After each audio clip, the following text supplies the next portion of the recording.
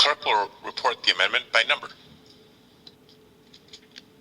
Mr. President. Senator from Wisconsin. Mr. President, last December, the World Health Assembly established an intergovernmental negotiating body to draft a new convention on pandemic prevention and preparedness.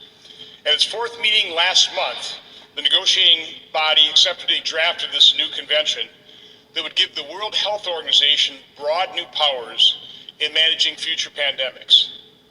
If accepted, it would cement the World Health Organization at the center of a global system for managing future pandemics, and it would erode U.S. sovereignty.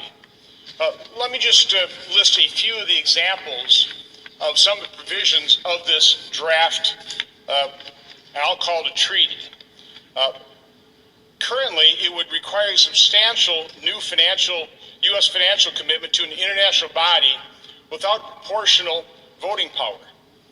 It would require the U.S. to give the World Health Organization 20% of vaccines and other pandemic-related products produced during future pandemics. It includes a heavy emphasis on the transfer of intellectual property rights to the World Health Organization. It gives the World Health Organization a leading role in fighting misinformation and disinformation, and as the Twitter files reveal, that leads to censorship and the suppression and abridging of freedom of speech.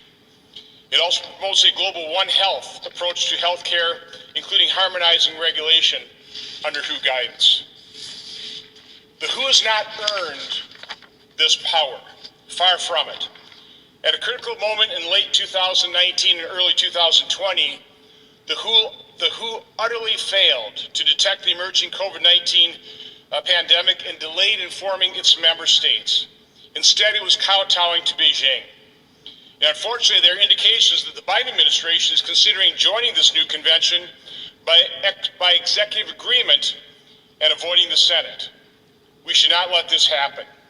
An agreement of such magnitude needs to be submitted to the Senate for advice and consent. This is not a partisan issue.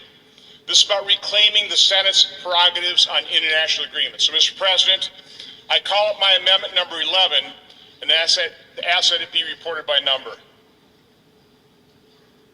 The clerk will report the amendment by number.